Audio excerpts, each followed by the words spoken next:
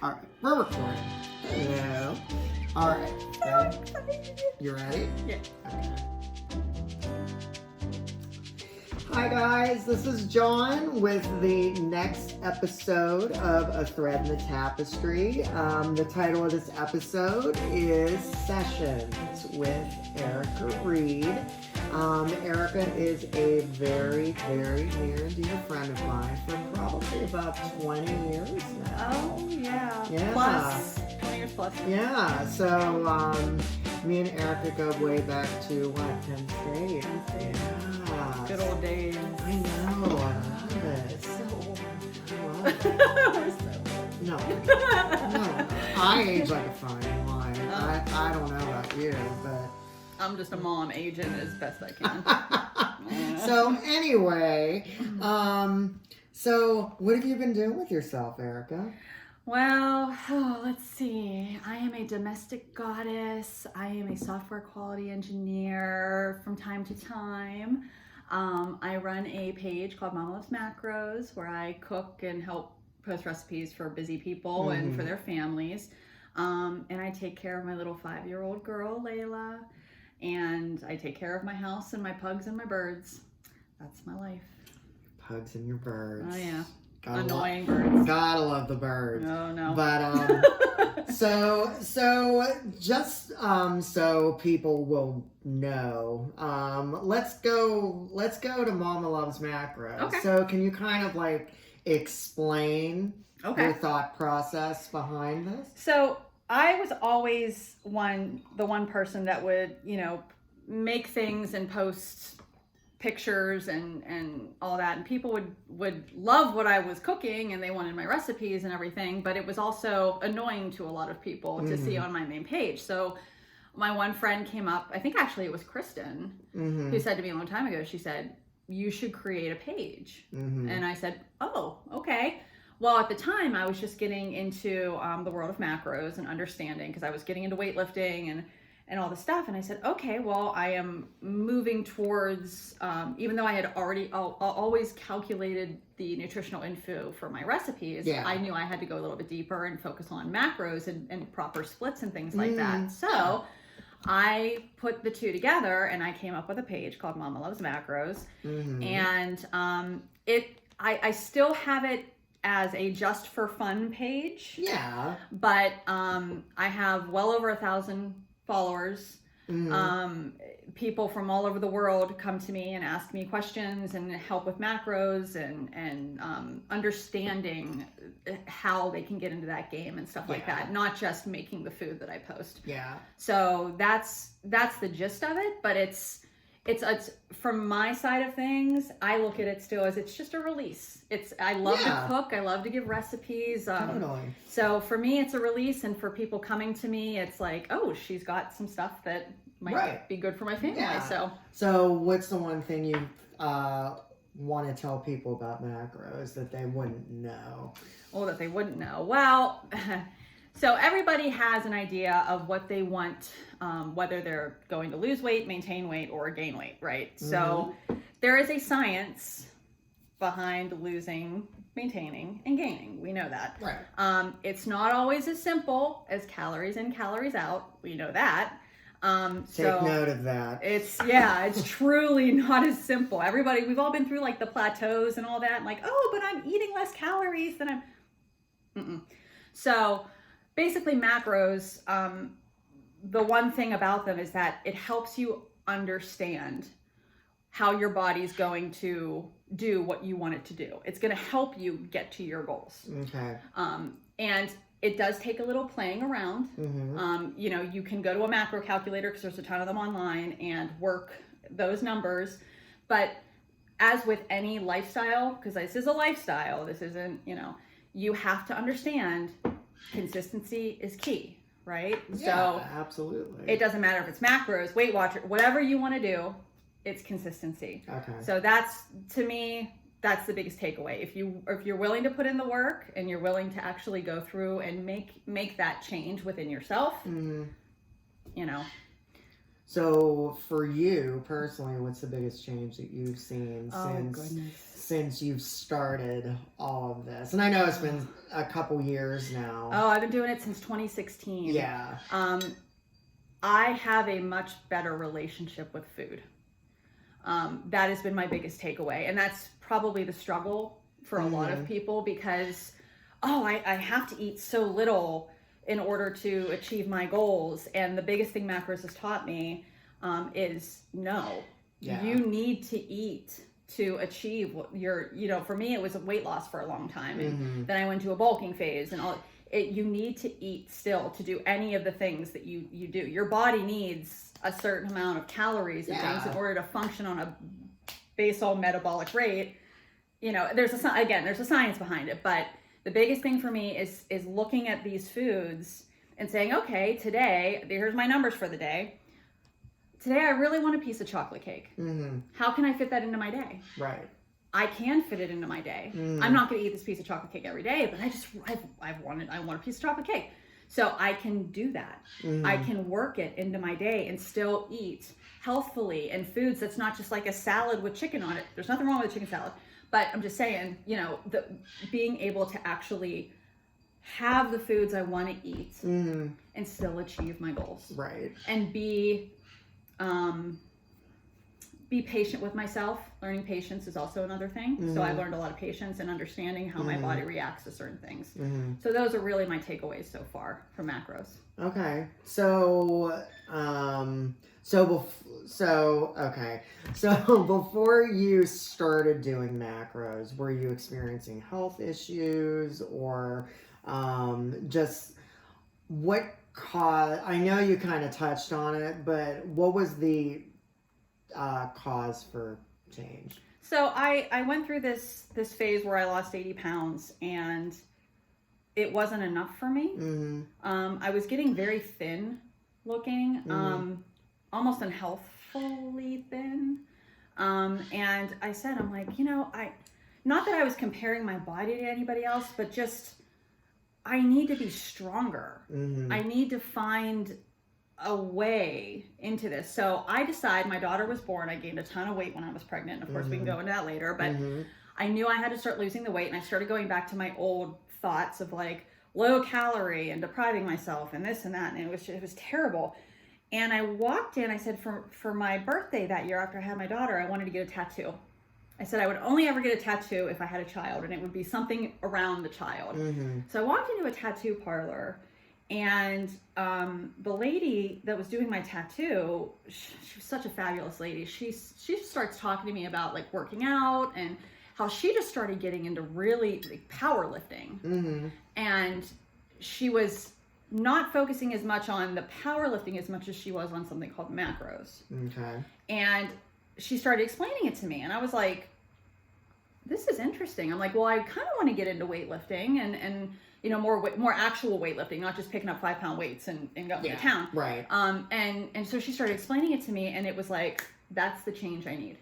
That's the path I want to try to go down. So I was just reading and researching and talking to people and emailing bloggers and like, please bring this to me. Like, I need to know about this. And it's just been kind of blissful ever since. Good. Yeah. Awesome. Yeah. Awesome. So you have somebody who's never tried this before.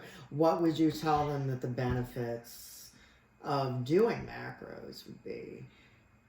Well, that would be completely... Which I'm sure there are plenty. Oh, tons. But that would be completely based on whatever situation they were coming from. So let's just hypothetically say I'm speaking to a woman like I was myself, where I was just low calorie, broccoli and steamed chicken and yada, yada, yada. And oh my God, sugar and da, da, da. Yeah. To preface this, I follow a lifestyle called If It Fits Your Macros. Okay. So even though I focus primarily on more whole foods and as little processed things as necessary, I like to be able to incorporate those things when I would like to have them. Okay. So, and my macros will allow for that, because if you matches your numbers for the day, go for it.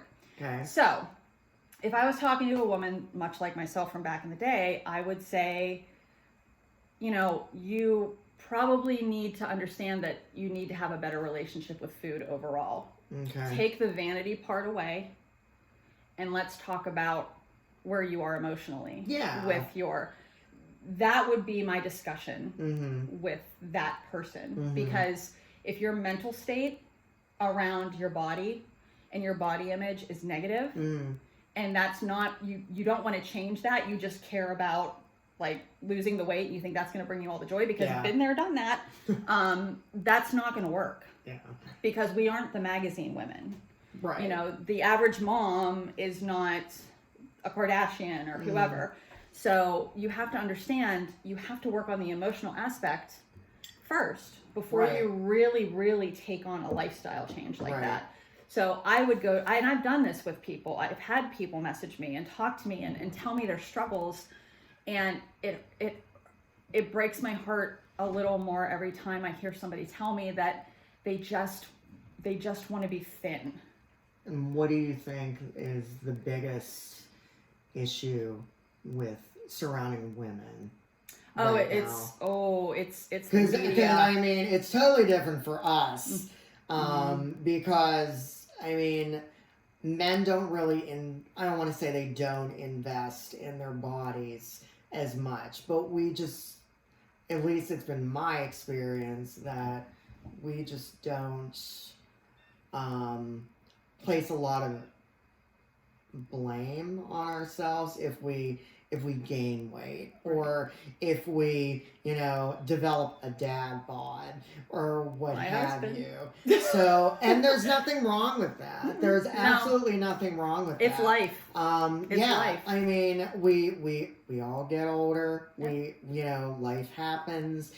Things like that. Yep. So, like, you can't hold yourself to a standard of, I need to have a 6-pack until I'm 50, so like, but for women, what do you think? Oh boy. Oh man. It's, well, today I see, if you asked me this like 20 some years ago, I'd be like, oh, it's magazines and it's television. It is social media. It is everything out there that puts the pressure on women. Now there's been a movement change, as of late that is, embracing your body no matter what size you are. And I think that that's beautiful and it's wonderful, and you should, because you cannot change unless you love yourself first enough to change. Yeah. It's the same thing as you can't take care of anybody else if you don't take care of yourself first. It's all in that same realm. So it's social media, it's the expectations, it's the, and it still is a little of like the glamour magazines and the things like that out there that just make women, they put the pressure on women to look perfect. Right. And it's not reality. And it's never anything I would strive towards or did strive towards back in the day. It's more, I just wanted to be healthy. And I have a family now. I have things I need to take care of. And yes, this all comes with it. When you start losing weight, you start building muscle, and you start having definition in places. That's great. But how you feel up here and here is what the benefit is, kind of what should be worked towards. So, and it's hard because when you see the magazines and you see the perfect women, that hurts this and it hurts this because you're like, I'll never get there. Yeah. So it's erasing that. It's taking that away. Okay. That would help. Yeah. I think, and trying to explain to women like, yeah, they exist, and that's just look at it, say, oh, she looks great. Yeah. And walk away. You have your own goals. You have your own life. Absolutely. You do you, boo. Yeah, absolutely. Straight up. And I mean, like, I know for myself, and we were just having this conversation before we started this, my motivation is, I mean, so, like, so... Nice and blunt. So, I mean, I'm going to be perfectly honest with you and with everybody watching. I mean, I work in a gym 40 hours a week as a manager. The last thing that I want to do at the end of a work day is spend more time in the gym working out. But as a certified trainer, I feel guilty because that's what I feel that... practicing what you preach. Exactly. And, I mean, that's hard for everybody. Of course.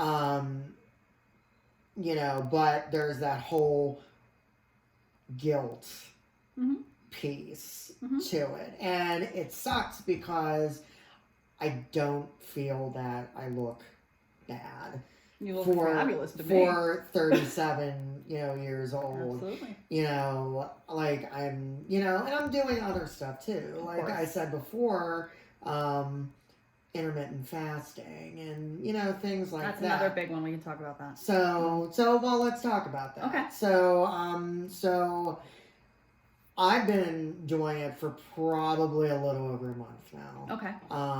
And I like what I'm seeing, Mm-hmm. not just physically, but emotionally and, mentally, and kind of sharpens your edge a little bit. So you've been doing it for a lot longer, though. I've been doing it probably closer to a year now.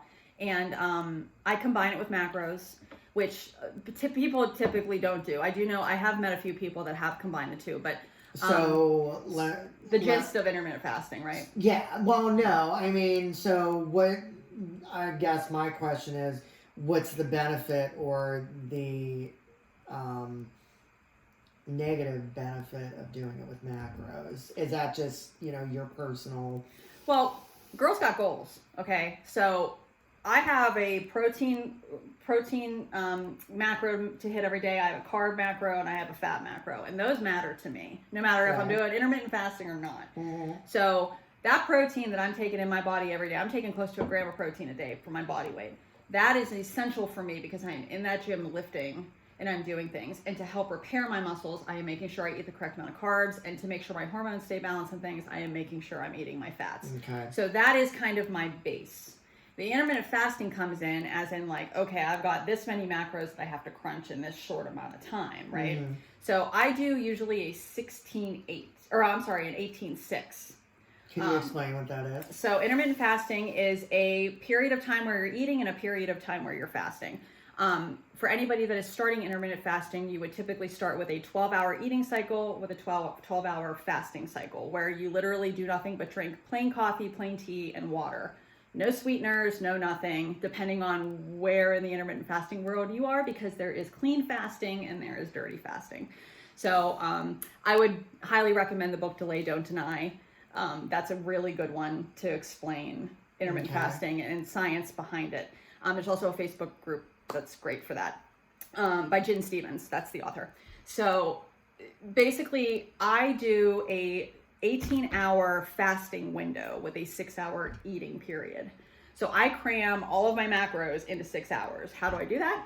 Well, I'm very active in the gym and in my daily life with my child and all this other stuff as a mom and wife. So I focus on nutrient-dense foods to get those in, okay? Higher fat, higher carb things. So I don't have to be eating all the time. I just have a few big meals and I'm done. And I'm satiated. For me, it works. Some people choose 16-8, where they do 16 hours of fasting and 8 hours of, 8 hours of eating, 16 hours of fasting. And then some people do 12-12, 12 hours of eating, 12 hours of fasting. And then there's the OMAD people, 1 meal a day. Okay. That's a whole nother, to me, I think OMAD, there's people that follow it religiously every single day. I don't think OMAD is necessarily meant to be an every single day thing. I think it's meant to be kind of worked and cycled through when you do a regular intermittent fasting cycle.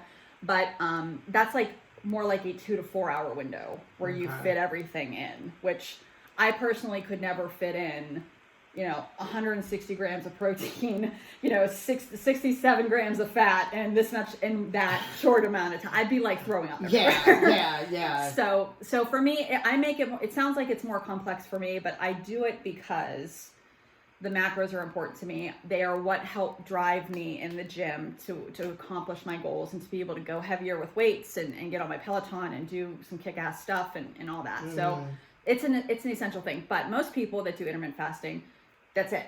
They do intermittent fasting. They pay attention a little bit to what they're eating, but they tend not to deny themselves of, they want a burger and fries. They go have a burger and fries. If they want that piece of pie, they have it, which I do. Yeah. Just more on a scheduled basis for myself, because I'm a little OCD. So I need to have that like scheduled out because I'm weird. So, but the intermittent fasting thing, the benefit in general, throwing the macros aside, is that in the time that you are not eating, you are allowing your body to recover from eating, from exercising, from your daily activities. You're still feeding your body things like water and tea and no sugars, nothing like that, but you're still replenishing your body. Which is why I think it is important in a way that you do pay attention to what you eat during your eating window, because you need to make sure you're giving your body the right things to fuel yourself forward. That's another show. But when you are fasting, your body goes through, like I said, this delay, don't deny thing that explains the science of it. Your body goes through, your organs heal, your brain is more clear, you get more energy, your skin is clear, it's soft. I mean, your face is beautiful, right? Since you started this, I mean, your face, it's beautiful. I just think that there's so many benefits to it, that people are like, oh, I could never just eat for like 6 hours and be done. It's like, well, if you're eating... It's actually not that hard. It's not. I mean, as somebody who just started this, it's not that... Yeah. What's your eating window? What do you do? I do the 12-12 right now. Okay. Just because I don't...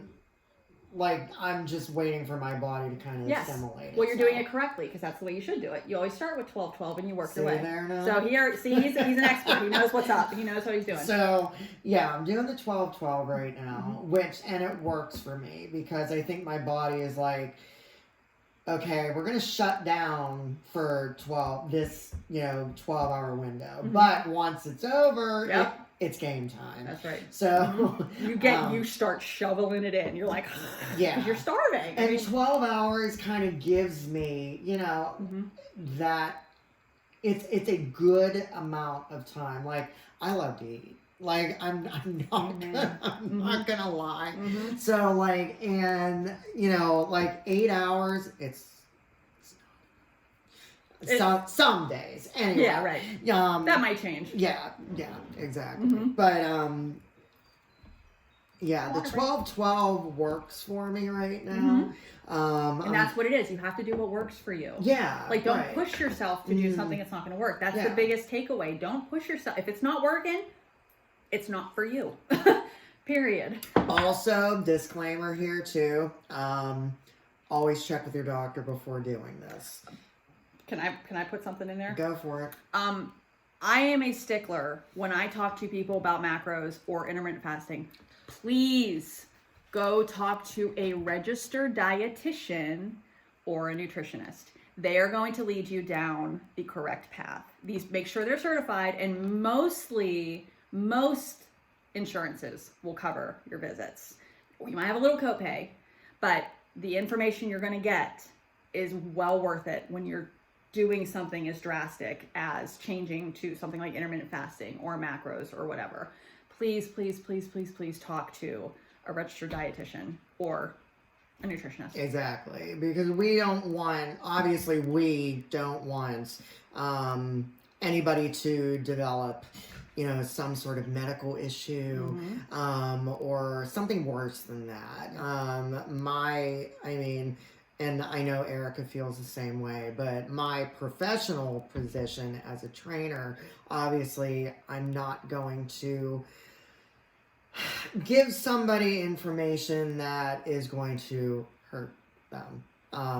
That goes against just my nature anyway, but it goes against my profession as well. Absolutely.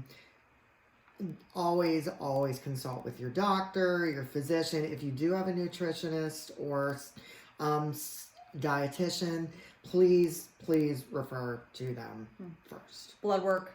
Always get your blood work done. That's another thing. I've had so many people message me and say, I want to start down this path. Can you help me with my numbers? I am more than happy to help.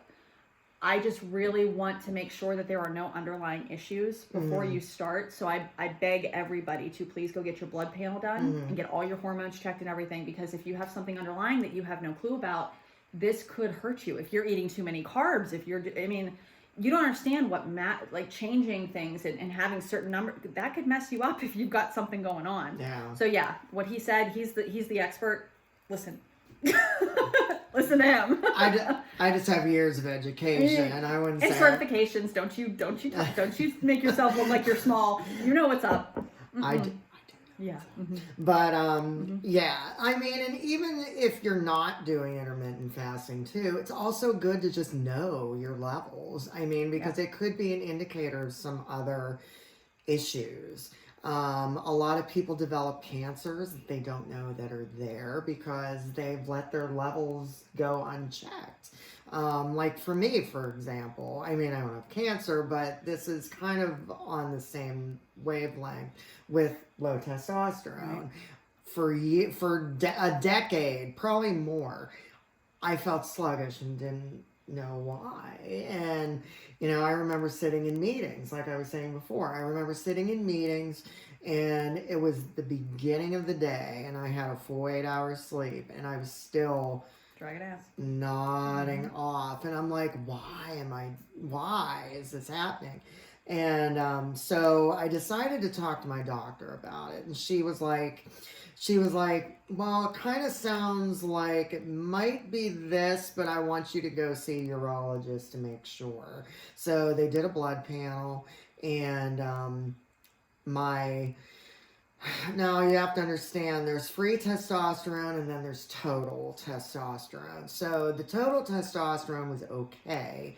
The free testosterone, which is what you should be looking at. Women too. Women too, exactly, because women do have testosterone. Just men have 10 times more for the obvious. Makes it easier for them to lose weight and everything. That's why we hate them. Yes, that's why. But so my free testosterone was around 222, which is basically the testosterone levels of an 80-year-old man. So that made me feel really good. And then so my urologist put me on Clomid, which is really a female fertility drug. Yes, women that have things like PCOS, endometriosis, they get placed on Clomid, things like that, to get pregnant. Exactly. So basically he said, I'm going to give you this prescription. You cut the pill in half. You take 1/2 a day. So for about 6 weeks, I took this pill every single day, and I went back, I had my blood tested, and the test came back, and my testosterone shot up to about 775, which is really good for somebody in their late 30s, which is kind of right on point. It's actually the testosterone level is consistent with somebody in their 20s. So I was kind of operating at a younger person's hormone levels, which was interesting enough. But once they kind of leveled out, I had more energy. I was in a better mood. And like it showed. My skin was better. I was quote unquote glowing. Like, yeah, it's just, and like for anybody who's not sure about like, well, should I try this, or are hormones gonna F me up a little bit, more? You'll know if it's the right thing for you. And if you're doing it in the right way, and you're going to see a urologist or an endocrinologist, they're not going to harm you. And if you don't feel right, let them know, and they'll be able to give you either a lower dosage or something else that is going to work for you. So, but pregnancy. Let's talk about your pregnancy. Woo! So going off of hormones, so you had a very interesting pregnancy, especially up nearing the end of it. Yeah. So what happened? Oh yeah. Okay, ladies, you ready? Pregnancy sucks. So again, your body is your body. Nobody, you don't know how your body is going to react to something like pregnancy until you're in that situation, okay? And I thought, I'm built for this. I'm I'm tall, I'm built like bull, I'm part Russian. I'm like, yeah, I can handle this. I'm like ready to go. Pregnancy's gonna be smooth. So I knew I was pregnant very early on. Mm-hmm. And it was weird that my body was giving me signs. Typically that doesn't happen. I'm very sensitive to things that change in my body. I'm very good at knowing when something is not right. Right. So I got pregnant on my honeymoon, and I started having symptoms on the boat, and they were your typical symptoms. So we come home from our honeymoon, and I'm like, yay, we're pregnant. Like I finally, I went to the doctor and got blood tests. They're telling me, no, you're not pregnant, because my hormone levels were so low at the time, my HCG levels, that they were like, no, we're not seeing it. Like they were telling me I wasn't pregnant. I'm like, I got 4 sticks that have faint lines that are telling you you're lying. Right. So I had to wait a few weeks. I went back finally, it confirmed it. So pretty soon after that, I'm in the joy, and I've got the glow and everything. Right. Pretty Pretty soon after that, I started feeling achy, and I'm like, okay, this is kind of like, maybe this is normal. And I started reading about it. You're like, yeah, your ligaments in your legs and everything starting to stretch out, because your uterus expands and all this stuff. And I'm like, okay, whatever. Well, I was having issues even performing like prenatal yoga, getting on the floor now keep in mind, I have been working out hardcore and like taking care of my body for like 15 plus years at this point, right? So I should have been able to, even pregnant, get down and do stretching and things like that. I was like, I'll take it easy with my workouts. I won't go crazy, but I still want to stay active and flexible. I could barely do any of that. So I go to my doctor, and they're just like, well, you're just going to have to try and walk and things like that. I'm like, okay. Time went on. Things got worse. It was pretty early on, probably at the 20 or 21 week mark, where walking became hard. And that's pretty early in the pregnancy to have issues like that. So I go back to my doctor, and he's like, well, we'll maybe put you in physical therapy, right? And I'm like, okay, whatever. And I was gaining weight because I wasn't moving around very much. And that was really bothering me, because I had worked so hard to lose my weight. I knew I was going to gain weight in pregnancy anyway. Yeah, right. But I basically had learned that I had something called symphysis pelvic dysfunction. And a lot of women get this. It's basically like your muscles and everything stretch out so much that they become inoperable in a way. For me, completely inoperable. Like women will have like you see the woman kind of walking like a penguin a little bit when she's pregnant. Like that's usually because like things just aren't able to, So you waddle back and forth. I was waddling. Okay. But they got to the point where I wasn't even able to waddle. I had to just not move and like use like furniture to walk around the house to hold on to. So we get to that point, and that's probably at week 28 or 29, and I started getting the Braxton Hicks contractions, which are just little contractions that start happening, or your third trimester-ish, that are just little reminders like, hey, it's coming. Guys, this is education for us. It is right now. So if you get a woman pregnant, you just wait. So basically, I started having these things, and I hadn't gone to physical therapy yet, but they were like, well, we might want to hold off on physical therapy because you're having some stronger contractions. Everything was still fine. I didn't have any visible issues. But they said, we're just going to put you on bed rest. So at week 31, I was put on bed rest. And I'm thinking, well, am I going to, so much was going through my head. Like, am I going to have this kid, like, is she going to come out early? Or is she going to be a preemie? Did they give you like a plan Nope. They said, you're just on bed rest. And we're just going to, because there is a point when you get to, in your pregnancy where you start going every week for your checkups versus every month or every couple of weeks. So I was getting to that point anyway. So they're like, you're just going to come in every week. We're going to see how you're doing. We're going to check make sure you're not dilated or anything like that. And again, things were getting worse and worse and worse. The pain. I got GERD. Okay. Which, let me just tell you how painful. That is acid reflux on steroids. And you basically cough up bile and stomach acid. Like, it just happens. And you choke and it burns your esophagus. So there's no Prilosec in the world that helps with GERD. There's not. As somebody else who's had it. Yeah, it's pretty awful. So, and there was really not much I could take being pregnant. Right. So I had to do ginger and things like that. But it came to the point where I couldn't drink water after 2:00 in the afternoon. I could drink milk, interestingly enough.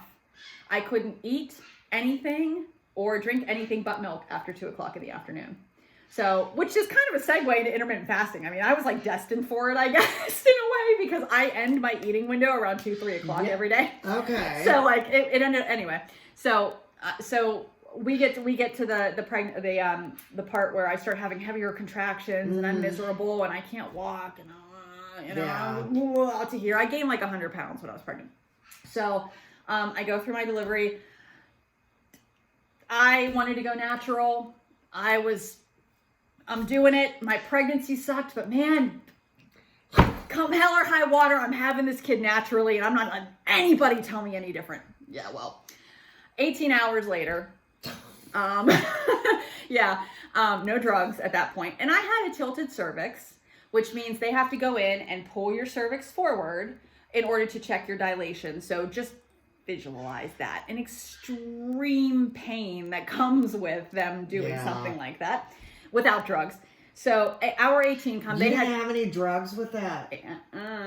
The other women were on the floor giving birth, hearing me scream bloody murder, asking the nurse if I was okay. They were giving birth at that moment. And they're asking the nurse if the woman in the other room is okay. Yes, it was horrible. My husband will never forget those screams. Poor Tom. Oh, he was my poor family. My dad was there. My mom was there. My sister was there. My sister-in-law, my brother-in-law, everybody was there. Yeah. So we're in the hospital, and finally at hour 18, they had said, we did break your water when you came in, so it's getting to that point where you're going to have to make a decision. Like, you can only go so long without that fluid in there. Yeah. Yeah. So I said, okay, give me the damn epidural. Let's just do this. Do it. I need to sleep, though. So give me the epidural and let me just pass out for a couple of hours. They let me do that. And then I was like, great. They're like, okay, it's time to push. I couldn't feel a damn thing. So I'm just like, all right, you just tell me what to do. Well, her shoulders kept getting caught. Of course. So, of course, there couldn't be anything easy about this whatsoever. So her shoulders kept getting caught. So finally, they twisted her out. Yeah, like this. And they brought her out, and all was well. But I had to do a lot of recovery after that. I had to go to about six or 7 months of physical therapy 3 times a week to basically relearn how to walk properly. These muscles in the tops of my legs, right at the top of your quadriceps that connect to your, I have SI joint dysfunction permanently because of it. And it's going to turn into degeneration at some point. So I have a lot that I have to do. My daughter's now 5.5. So this is 5.5 years in at this point. I still have a lot to do on a daily basis to keep me functioning. I have good days. I have bad days, but this is a horror story, and I'm sorry, don't let this scare you from having children, because I just had a really extreme case of this symphysis pelvic dysfunction when I was pregnant. This doesn't, I have plenty of friends that had smooth pregnancies, no issues. Just know that this is part of. Yeah. Potentially part of. I mean, this is rare. Yes. I mean, it does happen. To this extreme, it's rare. Yeah, it does happen, and, our bodies, they tend to surprise us. You really don't think it's going to happen. Yeah. I mean, it just doesn't go with pregnancy either. Like I said, on one of my other episodes, I was paralyzed from the neck down when I was a kid, by some sort of whatever in the air. I just got it, and, it... Viral. That was the circumstance. So, I mean, you could be perfectly healthy. You could, have had no medical problems in the past. And, one day, just something gets you. So, your case, it was being pregnant. My case, it was... Still love my daughter, though. She was worth it. She's sweet. She's so very sweet. She's so sweet. Yeah, I mean, you can't ever be too prepared because something is going to, I mean, let's face it, guys, we all have the same end page. Yeah. You know, it's just however you choose to live your life and prepare for that end part of your story. That's what's most important, and how you choose to live your lifestyle. You know, if you're a drinker, A whole host of things. You know what you're gonna get, Mm-hmm. which leads me to my next. Nice. Yeah, you're a child of addiction. I am. You are. I am. So just so y'all know, the reason why I'm bringing this up is because Erika was very instrumental in assisting me with my previous relationship, which probably ended, probably about 3 years ago now. My ex and me were together for about three and a half years. And so a little backstory, I have a degree as a social work specialist. So that just kind of gives you my thought process at this point, with caring for people and, you know, being compassionate and empathetic and all those glitzy, you know, fairy tale words. But so when we met, he laid everything out on the table. And when I mean everything, it was everything. The good, the bad, and the ugly. So he told me that he was a recovering alcoholic and everything that went along with it. And I was driving home and I'm like, one, I need to figure out where this goes. So, because I owe it to myself. Two, I'm going to take you and I'm going to fix you. Mistake number one. Always is. Always is. But this girl, we reconnected after a couple years of not seeing each other, and we both were going through our own things. And I'm an in and out. I'm always an in and out. I hate that I'm that way. I need to change that about myself, but I'm just an in and out person. Life happens. Yeah. But anyway, so we met for coffee at Starbucks, and I didn't even have to start talking, and she knew something was wrong. And, you know, she's like, I didn't look this good back then, but she's like, I can see it in your face. Like, you know, something's wrong. Talk to me. What's going on? Like, no bullshit. Like, don't give me bullshit. Let's do this, because he has this bright face that you see right now. This did not exist. This was like gray and gloomy, and something was up. And when you know somebody that's supposed to shine bright light every day and see them like that, you need to help. Just know that if you see somebody in your life that's usually very bright, even if they're not usually really bright, but you just sense something's wrong, how are you? You know, how you doing? Question that goes a long way. And yeah, it makes all the difference. And you know, it could take, you know, and everybody who knows me knows that I'm a huge mental health advocate. So if you know somebody or yourself is in need of just talking, like, it doesn't have to be a professional. Nope. It could be this. A simple how you doing? This is probably one of the best things.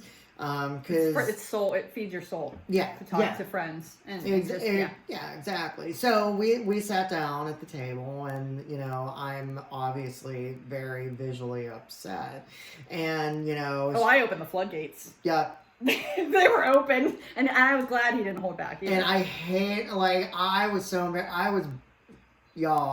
bawling in Starbucks, because when you take on, so what I learned in the course of this whole relationship is the kind of relationship that I had was a couple things. It was an empath narcissist kind of relationship. Me being the empath, you take on the other person's shit, basically. So so they don't have to deal with extra stuff on top of their, presenting issues, i.e. his alcoholism. So, but all that problem that you take on, it sucks everything out of you. So you're left with just a shell, and you're miserable, and you can't function. And I remember saying to myself at one point, and I was looking at pictures online of me at other points. And I'm like, I miss this person, but I don't know how to fix this. So this girl then proceeds to tell me what? So a whole lot of stuff. Yeah, so I let my floodgates open a little bit, which I don't do very often but I feel like my experience, if anything, in my life, will, even if you're not going through something, talking to somebody who's been through issues, with people in their lives with addiction, it can help put things into perspective for people, and it can also just educate in general, right? So my mother is an alcoholic. She'll tell you to this day that she's not, but she is. She went through some drug addiction as well, prescription drug addiction, probably other drugs that I don't know about. But it started when I was very young, as a child. So I'm an ACOA, adult child of an alcoholic. So there's a lot of shit, and my husband is as well, actually. He went through a lot of stuff with his father. So when you're a child and you're going through things like that, especially during your prime developmental years, it makes you grow up a lot faster than you want to or should. I feel like I was robbed of a lot of childhood joy because of it, but everything I went through led me to helping John through his issues with his ex, and understanding, maybe even teaching a little bit more of compassion, and helping rather than trying to fix. I mean, and I just want to point something out too. When you do have a education in drug and alcohol addiction, it totally cancels out when you're in a relationship. Yes. Because as we all know, that when you are in a romantic relationship with somebody, your first inclination when they're in distress is to help them. And, love is a pretty damn powerful thing. So blessing and a curse. It's a blessing and a curse. So like everything that that it's like, you shouldn't be in a relationship with this person because he's got some issues that you can't fix. All that goes out the window. All my training, all my education, and things like that. So I just want to point out that you're leading with this, not this. And that was what Erika kind of, told me. You have to get right, and these need to be communicating together. Yes. So, I mean, because they will fight. They will fight, and it will wreak havoc on anything, little things you do on a daily. You have to make sure everything is in sync when you're dealing with. Now, I decided to cut my need to fix and focus on myself at the age of 18. It took me from childhood till the age of 18 to say no more. I am not going to focus on fixing my mother and trying to make her something that she is not. I wish she were different, but that's all I can do, is wish she were different. I have to now focus on me and making sure that I'm able to move forward and become a productive adult with a potential family one day, yada, yada. Fast forward a couple of years, I meet a man, marry him. He's an alcoholic as well and a drug user. It's funny how that works, right?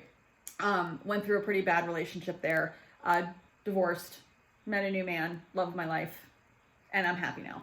But because I came to that crossroads, right? That why, where I could have felt sorry for myself, and just maybe even gone down the same path as my mother, or I could have taken the other road and said, no, I want to live.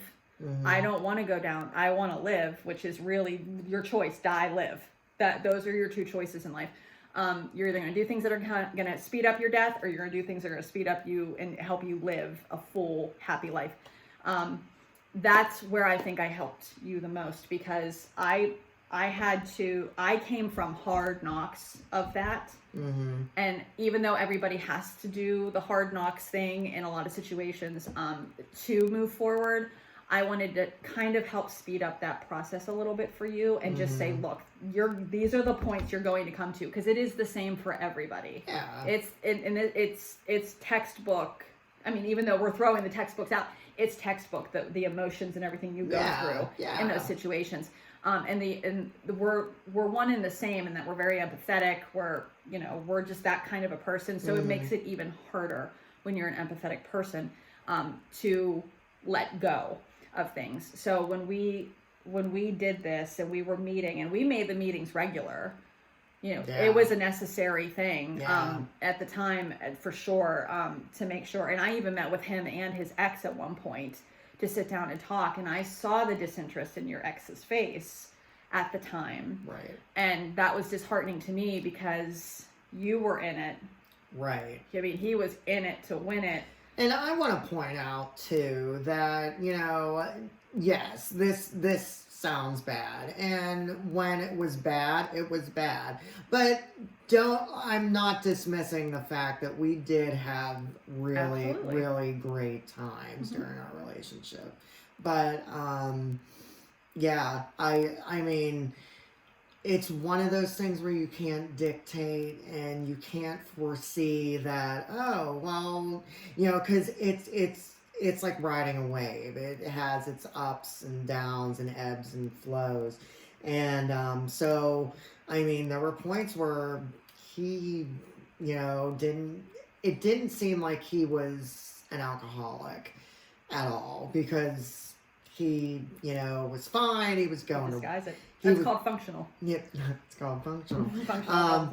So yeah, what he was, I remember he got a job as an instructor for a career school downtown, and I was like, yes, this is what's going to take him out of this. Didn't work, because it was the exact opposite.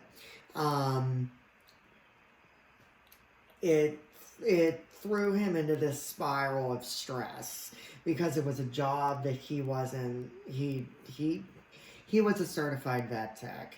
So he wasn't too knowledgeable about how to grade tests and make up lesson plans and do all this stuff. So that kind of spiraled out of control for him.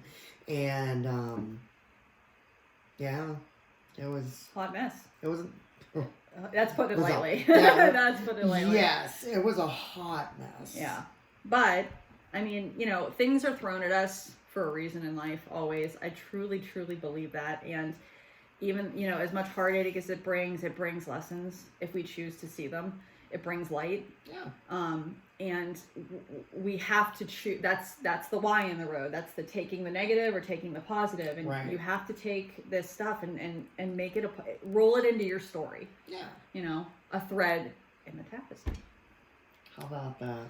Yeah, and I will say that, to end things, and I wish this was a better ending to this story, but about a month ago, my ex passed away. I don't know the particulars of his parting, but all I'm going to say is it is a sad commentary to the life that could have been. He was only 35. But, let this be a lesson. If you are somebody who is struggling with addiction or alcoholism or something else that you can't, that you know is bad, but you can't get rid of it, your first stop is to get help. Absolutely. Talk to somebody. Yep.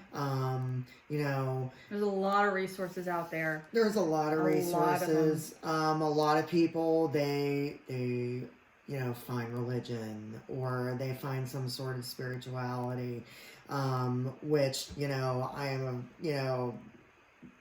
a firm backer in, you know, trying to find something that is bigger than yourself. Gives you purpose. And gives you purpose. And I will say that, you know, even though we were together and it was sort of a disconnected relationship for a lot of the time, he taught me a lot about just how to deal with people in these kind of situations, because honestly it's a lot more prevalent than you might think.